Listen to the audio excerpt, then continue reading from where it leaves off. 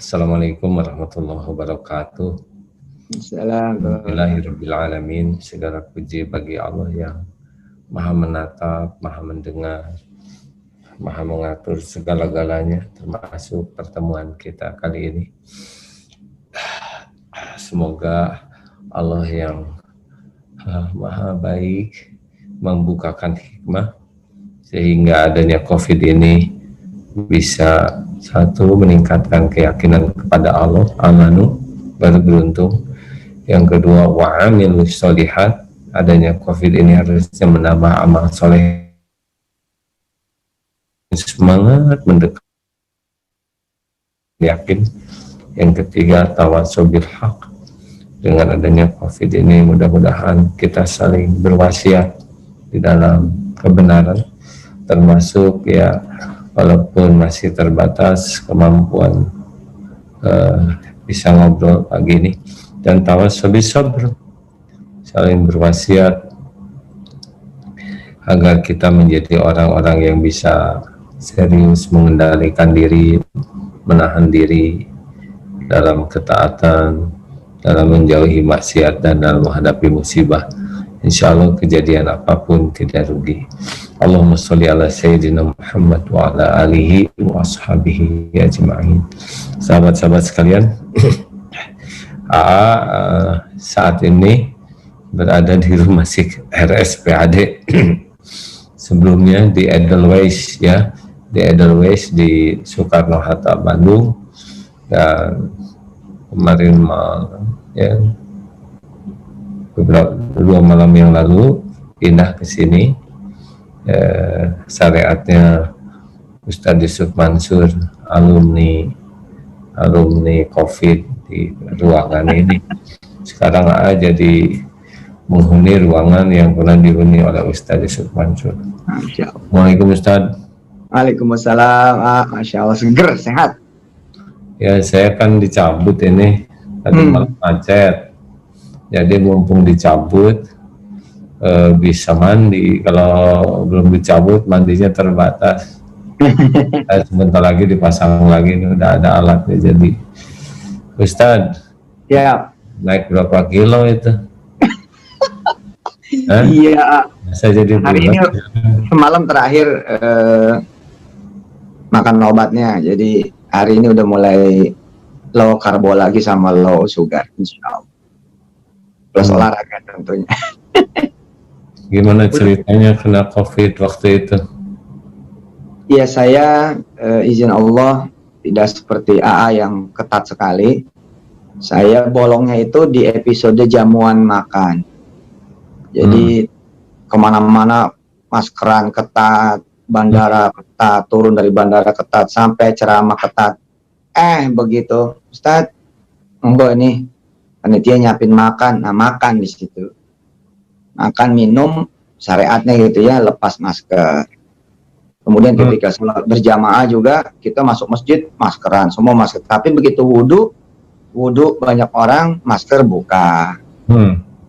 Terus bolongnya lagi ketika kemudian kita rapat semua pakai masker. Begitu ngopi ngeteh sama kudapan buka masker. Saya rasa titiknya di situ. Selain tentu saja yang AA bilang protokol zikir dan doanya juga barangkali kurang, sedekahnya barangkali kurang. Saya selalu banyak hal yang baru ya ketemu dengan AA gitu. Selalu kayaknya lama tapi baru terus. Tadi juga baru lagi nih bahwa dengan adanya COVID kita semua saling memberi nasihat. Ya, saya ingin belajar pagi ini. Bismillah. Terus Ustadz itu dulu di rumah di rumah dulu karantina mandiri, Karman. Iya betul. Saya karantina mandiri dulu, karantina BRI, karantina BNI, karantina muamalat, bukan cuma mandiri. Oh iya benar. Berapa lama? Kenapa kok tahu-tahu digotong? Sesudah saya di swab itu berapa CT-nya? CT-nya waktu pertama tuh 24. Tapi saya ada pengentalan darah yang akut, itu yang menyebabkan saya itu ngedrop sampai kata istri saya itu setengah sadar udah pamit, Kak. Saya nggak ingat tuh kalau pamit. Jadi saya minta maaf sama istri, katanya terus udah nggak kuat, terus Nggak kuat, kenapa? Nggak bisa napas? ya jadi kalaulah nafas itu 100%, saya pernah nggak bisa sampai 10% itu rasanya gitu. Berat. Dan ya berat sekali gitu, karena kemarin juga pas rongsen ada sisa luka di paru. Pas rongsen kemarin di kesempatan berkah AA kemarin itu masih ada sisa paru. Jadi tanggal 9 positif swab itu saya udah berapa hari memang mengarantina diri karena merasa kayaknya ada sesuatu gitu. Nah, tanggal 9 malam itulah dibawa, udah dalam kondisi kalau terlambat ya lewat, alhamdulillah. Oh, jadi dari swab ke rumah sakit berapa waktu bedanya? 1 hari ya. Dari hasil. Ya hasil. Cuma memang sebelumnya saya udah langsung isolasi mandiri memang. Udah mulai sesak apa aja yang kerasa? Nggak bisa nafas panjang, nggak bisa nafas dalam, sakit kepalanya kayak digencet, dan muntah-muntah. Innalillahi ya. Terus bawa ke rumah sakit gitu? Bawa ke rumah sakit, pertama ke Siloam dulu, tapi cuman transit karena langsung dijemput, diantar ke RSPAD. Wah, alhamdulillah, gembira banget itu mah. Iya. Gitu. Saya pernah, iya itu. Iya, memang mantap itu. Jaga itu aja saturasi. Ya gitu lah kira-kira. Iya. Terus di RSPAD, terus berapa lama di rumah sakit sini? Gimana hikmahnya nih? Iya, banyak sekali hikmahnya. Salah satunya saya mengalami surat Yasin sebelum waktunya. Jadi surat Yasin kan waman nu'amirhu nunakishu fil khalqi, gitu kan. Katanya kalau nanti udah usia tua bakal dikurang-kurangin. Lah, saya belum tua tapi udah dikurangin. Gitu. Belum tua tapi udah dicebokin sama orang. Oh, ngalamin juga gitu ya, dicebokin. Ngalamin saya 10 hari pakai pampers. Aduh, makanya bersyukur ini kan sendiri di sini masih bisa beres-beres, ngelipat, terus masih bisa menyaduh sendiri ya, ke toilet sendiri. Aduh, aku bayangin itu gimana rasanya diurus orang lain. Loh, janganlah. Jangan. Hah? Iya, kata orang tukang cukur tuh hebat, bisa megang kepala orang. Tapi yang hebat itu dengan izin Allah perawat. Gembokin ya? Nyebokin, lembokin. Kita nggak bisa. Kenapa nggak cebok sendiri? Pertama pakai pampers, nggak bisa. Jelas nggak bisa. Yang kedua, tangan, badan semua penuh dengan alat. Yang saya bersyukur, saya nggak ventilator, itu aja. Kalau sampai ventilator, ya udah langsung wassalam. Itu alhamdulillah. Oh gitu ya, sampai nggak bisa apa-apa, lemes. Nggak bisa. Saya pernah hari ke-4 di RSPAD belajar tengkurap, cuman tengkurap, tapi menormalkan nafas itu sampai hampir 3 jam. Maksudnya gimana?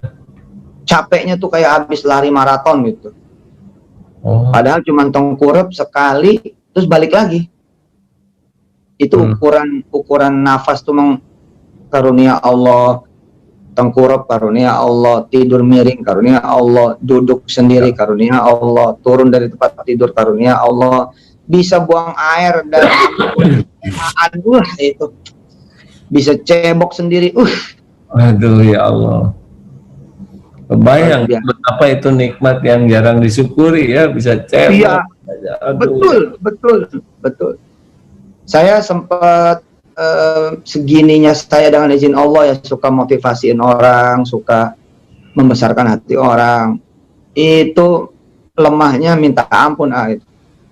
Lemah gitu. Kayaknya kematian tuh emang bener deket gitu.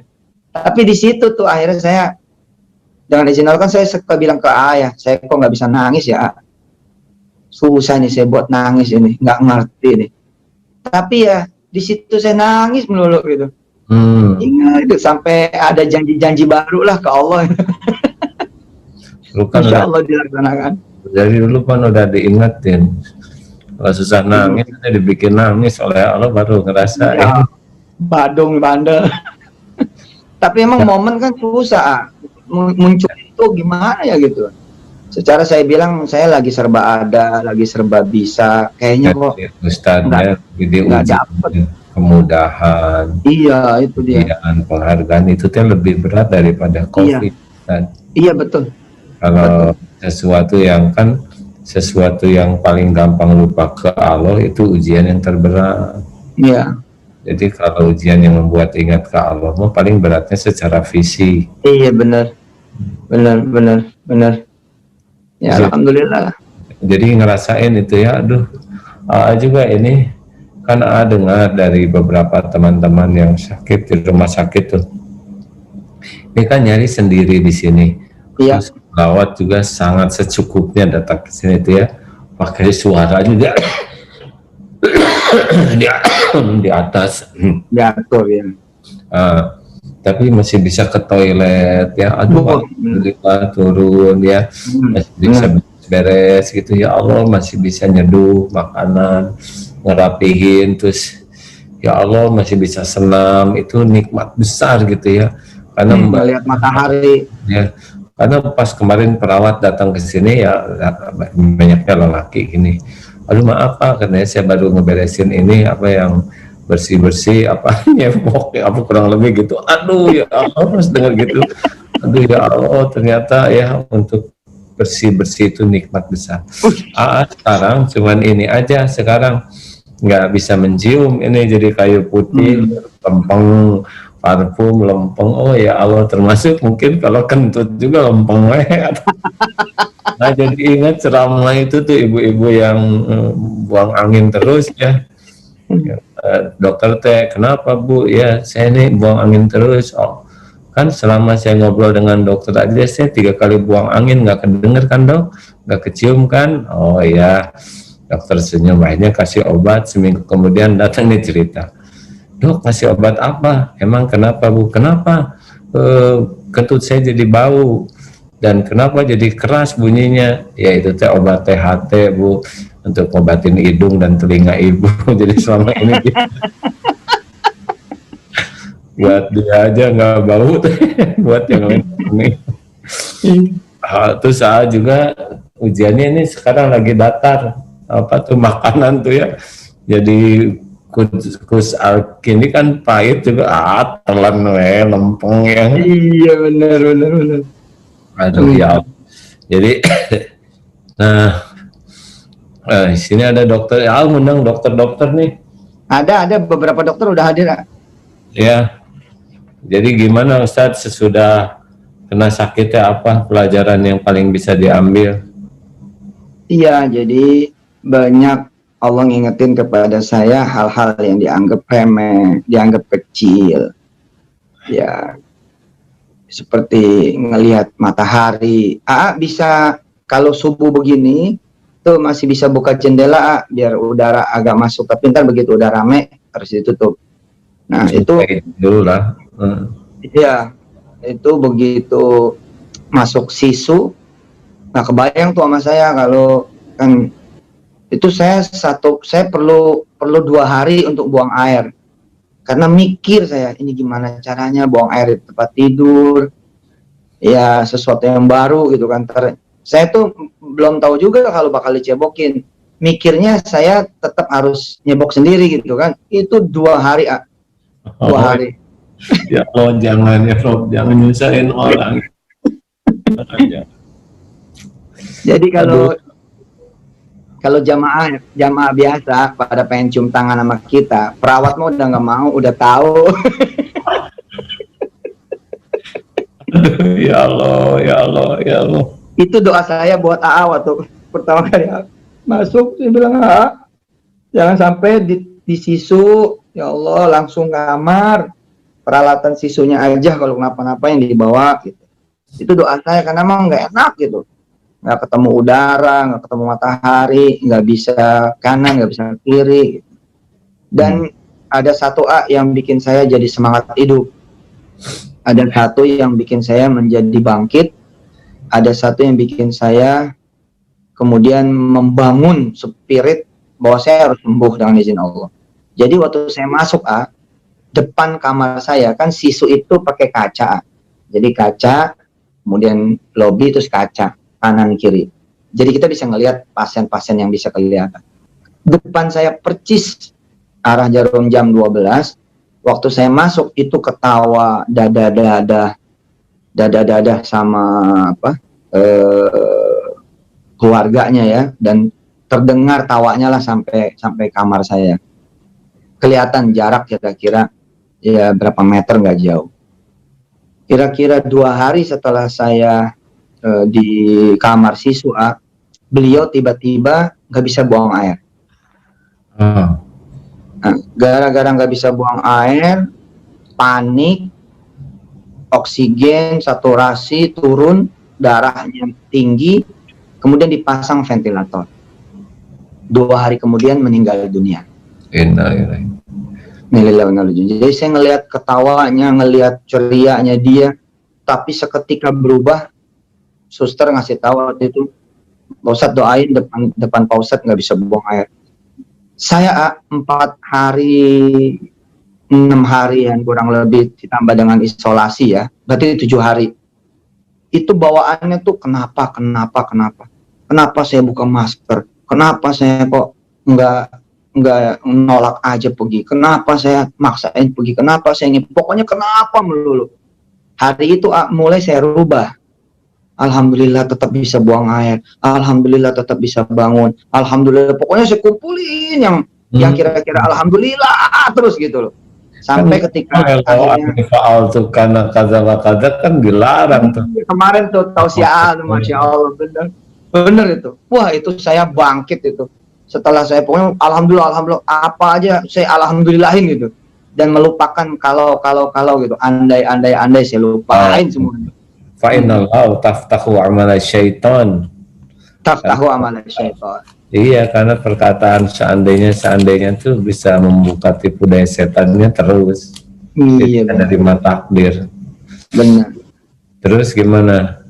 Lihat terus yang paling gede lagi. Terus tuh ya yang kita, karena emang kan di sini katanya nanti dokter nih tolong jelasin, ini main mendadak di sini juga ya.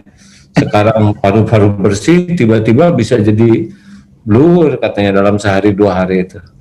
Makanya harus selalu waspada. Betul ya, itu betul. Ya. Betul, karena masa munculnya virus ada yang memang 3 hari, ada yang memang perjalanan seminggu, ada yang perjalanan sekian belas hari.